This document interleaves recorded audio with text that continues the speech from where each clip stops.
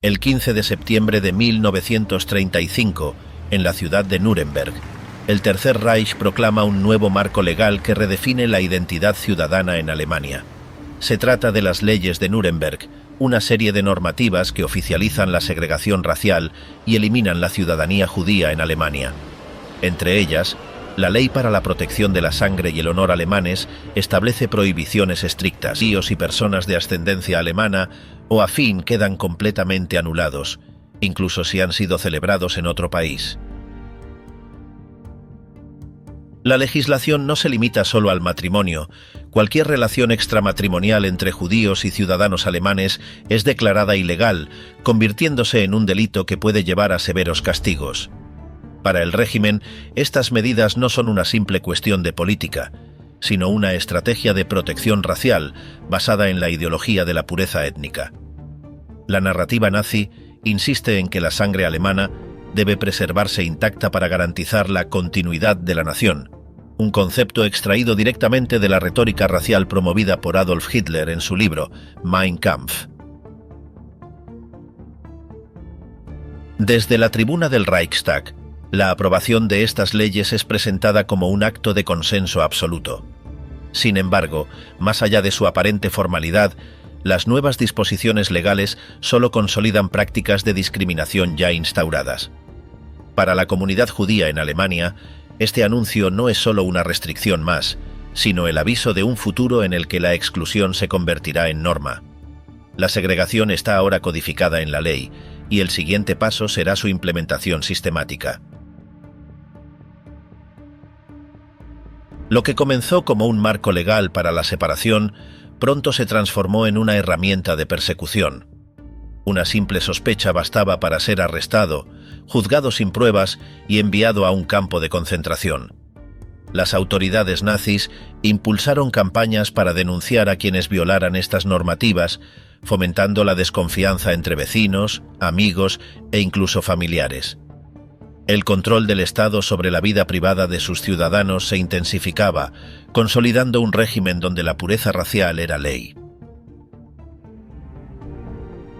Las leyes de Nuremberg se extendieron a los territorios ocupados, donde fueron impuestas con brutalidad.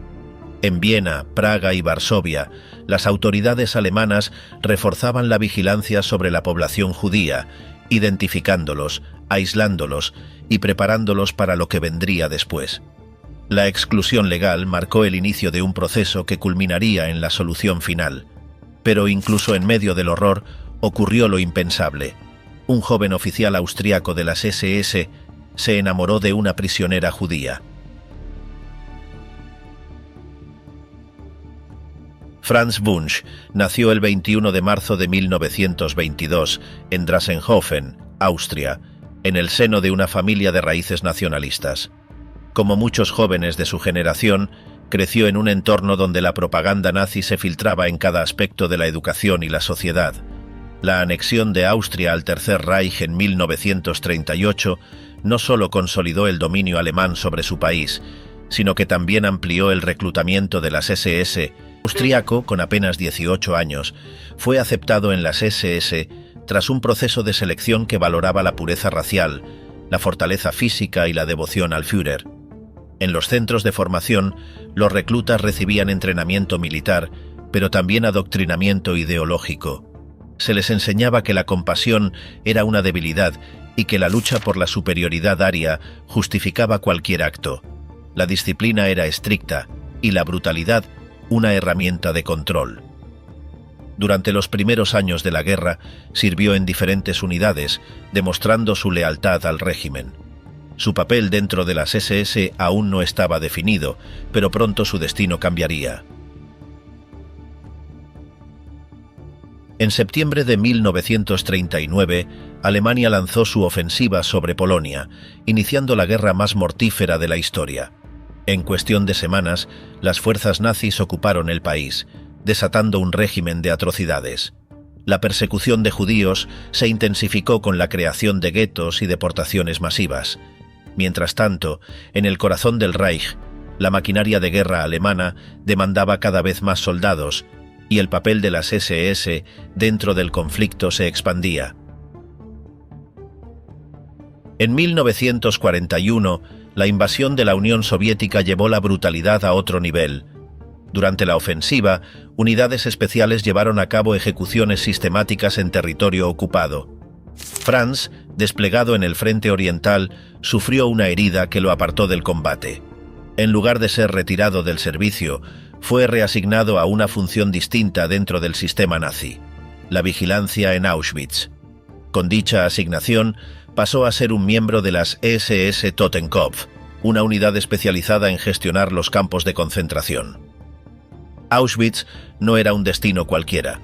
Fue asignado a la supervisión de los almacenes de saqueo conocidos como Canadá, donde se almacenaban los bienes confiscados a los prisioneros. Desde allí, fue testigo del incesante movimiento de trenes que llegaban al campo. Al descender, los prisioneros eran organizados en filas bajo la estricta vigilancia de las SS. Con cada transporte llegaban no solo prisioneros, sino también toneladas de objetos personales saqueados. Maletas, joyas, documentos, ropa y hasta juguetes infantiles eran confiscados de inmediato. El joven austriaco tenía acceso directo a estos bienes y participaba en su gestión, asegurando que lo valioso fuera enviado al Reich. Auschwitz no era solo un campo de prisioneros, también operaba como un punto clave en la economía de guerra nazi. Auschwitz no fue diseñado para lo que terminó siendo. En sus inicios, el campo tenía capacidad para albergar a 125.000 prisioneros de guerra soviéticos. Sin embargo, su función cambió rápidamente. Se convirtió en un centro de exterminio donde la eficiencia y la logística fueron optimizadas para la eliminación sistemática de personas. Birkenau, la sección más grande del complejo, fue clave en esta transformación. Construido en 1941, su infraestructura fue diseñada para recibir grandes convoyes de deportados. Las vías férreas se extendieron hasta el interior del campo, facilitando el desembarco de miles de prisioneros cada día. Barracones precarios, cercas electrificadas y torres de vigilancia formaban un entorno donde el control absoluto de las SS garantizaba que nadie escapara. Cada nuevo transporte traía consigo prisioneros de diferentes partes de Europa. Los recién llegados, debilitados tras días de viaje sin agua ni comida, eran sometidos a una selección inmediata. Para las SS, Auschwitz se consolidaba como un punto clave dentro de la maquinaria nazi. En Auschwitz, la deshumanización era inmediata. Los prisioneros aptos para el trabajo eran tatuados con un número, rapados y forzados a vestir uniformes raídos. A partir de ese momento, su única función era trabajar hasta que su cuerpo no resistiera más. Las jornadas de trabajo podían extenderse hasta 16 horas, sin alimentos y expuestos al frío.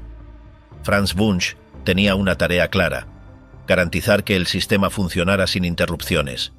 Supervisaba la disciplina en el campo y aseguraba que la obediencia se mantuviera a cualquier coste.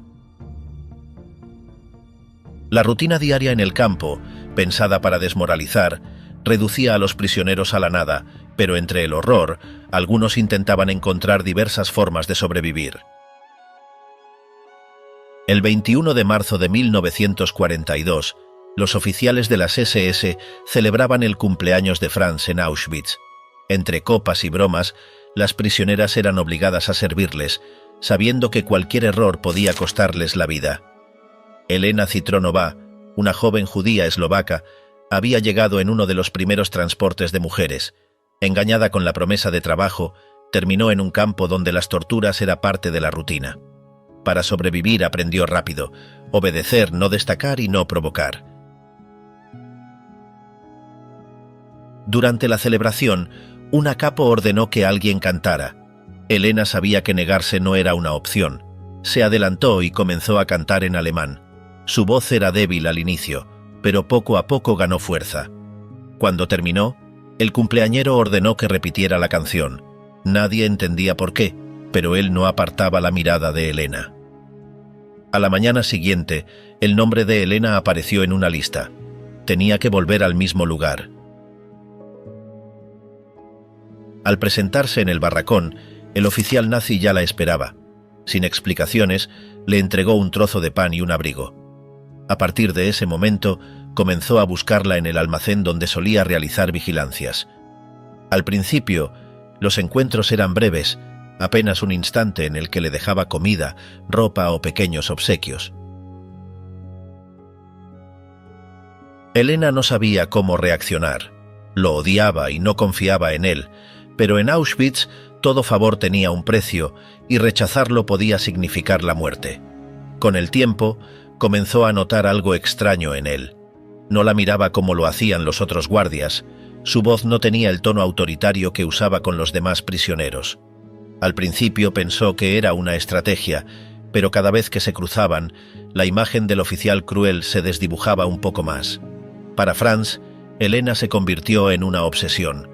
No podía explicarlo, pero cada vez que la veía, su deber como oficial de las SS Totenkopf pasaba a un segundo plano. La dinámica entre ambos cambió. Lo que empezó como un intercambio de favores silencioso se convirtió en algo más complejo. Elena no sentía afecto por él, pero cada gesto que le hacía la obligaba a replantearse lo que creía imposible. Él, cegado por un sentimiento que no podía expresar abiertamente, comenzó a arriesgarse más por ella. Lo que estaba ocurriendo no pasó desapercibido. El campo de Birkenau no era un sitio donde precisamente existiese la privacidad. Los prisioneros no tardaron en notar la atención que el oficial de las SS le daba. En Auschwitz, cualquier trato diferenciado podía significar protección o condena. Algunos creían que Helena tenía suerte por estar bajo la mirada de un oficial, pero muchos otros la veían como una traidora. Las tensiones crecieron, las miradas de recelo se hicieron constantes y los susurros se convirtieron en amenazas. El riesgo era evidente, pero Elena supo aprovecharlo. Prisioneros desesperados se acercaban a ella buscando ayuda, convencidos de que Franz haría cualquier cosa por complacerla. Elena comenzó a pasarle notas con los números de identificación de algunos internos y la palabra «ayuda», asegurándose de que fueran protegidos. Él, cegado por lo que sentía, accedía sin dudar. En octubre de 1943, una reclusa anónima denunció a Elena y a Franz. Se rumoreaba que su relación iba más allá de lo permitido. Aquella misma noche, los guardias la sacaron de su barracón y la llevaron al bloque 11, el lugar destinado a los prisioneros acusados de delitos graves. La celda era tan pequeña que apenas podía acurrucarse en el suelo. Durante 5 días la interrogaron sin descanso, exigiendo que confesara. En varias ocasiones, la empujaron contra la pared, apuntándola con un arma, asegurándole que la ejecutarían en cualquier momento. Mientras tanto, el joven austríaco fue sometido a otro interrogatorio. Las autoridades querían saber hasta qué punto había cruzado la línea con una prisionera judía. Se mantuvo firme y negó cualquier acusación. Cuando fue llevado ante el tribunal de las SS, se cuadró y levantó la mano en un saludo nazi. No hicieron más preguntas. El juez, en lugar de condenarlo, simplemente le guiñó un ojo antes de dejarlo en libertad. Tras el veredicto final, Elena regresó al campo con el cuerpo destrozado y observada por sus compañeras con maldad. Su situación había cambiado, y cada decisión a partir de ese momento tendría consecuencias. Pasados un par de días, Elena cayó enferma de tifus, una condena segura en Auschwitz. La fiebre la debilitaba rápidamente y cualquier prisionero con esa condición se daba por muerte segura. Franz lo sabía y actuó antes de que la situación empeorase. La ocultó en lo alto de unas estanterías dentro del almacén donde se veían, aprovechando el caos y el desorden total del lugar. Allí improvisó una cama con mantas y se aseguró de que nadie sospechara. Cada día subía para verla, llevándole pan, caldo y los paquetes de comida que recibía de su madre. La cuidaba en silencio, esperando que despertara, observando cómo su cuerpo luchaba contra la fiebre. Pero Elena empeoraba, y él lo sabía. En un acto desesperado, se dirigió al doctor Joseph Mengele, el hombre que decidía quién vivía y quién moría. No tenía poder sobre sus decisiones, pero aún así lo intentó. Le ofreció su colección de discos, su posesión más preciada, a cambio de su vida. No pidió nada más, solo que la dejara vivir. Días después, Elena abrió los ojos. Franz la miraba como si hubiera logrado lo imposible. Ella no entendía por qué lo había hecho, pero en ese momento algo cambió. Por primera vez, no lo vio como un guardia, sino como un hombre dispuesto a arriesgarlo todo por ella. Mientras aún luchaba por recuperarse del tifus, una noticia desgarradora la sacudió por completo. Su hermana Rósica había llegado a Auschwitz con sus 2 hijos, una niña de 9 años y un bebé recién nacido. La desesperación la invadió de inmediato. Sin dudarlo, reunió las pocas fuerzas que le quedaban y corrió hacia la zona de selección. Pero ya era demasiado tarde. Los guardias los habían enviado directamente a las cámaras de gas. Desesperada, suplicó por sus vidas y les rogó a los oficiales que les dejaran vivir, pero la decisión ya estaba tomada. Cuando entendió que no había esperanza, pidió morir con ellos. Los guardias, indiferentes, estaban a punto de concederle su deseo cuando de repente Franz apareció. Acto seguido, se abalanzó sobre ella y la golpeó brutalmente frente a todos, fingiendo castigarla por violar el toque de queda. Luego se inclinó y, en un susurro, le dijo que le dijera el nombre de su hermana. Minutos después, corrió al crematorio y logró detener el proceso a tiempo. Convenció a los oficiales de que Rósica aún era apta para el trabajo, pero no pudo hacer nada por sus hijos. En Auschwitz los más pequeños no contaban. Elena volvió a su barracón con el cuerpo atrofiado y la mirada vacía. Rósica había sobrevivido, pero el precio de seguir con vida en Auschwitz era aún más alto. En enero de 1945, el avance del Ejército Rojo obligó a los nazis a evacuar Auschwitz. Los prisioneros fueron alineados para lo que se conocería como la Marcha de la Muerte. Solo aquellos con fuerzas suficientes seguirían con vida. Antes de la partida, Franz buscó a Elena en su barracón. El lugar estaba vacío. La mayoría ya había sido sacada para la marcha. Solo ella permanecía allí, esperando lo inevitable. Se miraron sin decir nada. Después de tanto tiempo no quedaban palabras suficientes.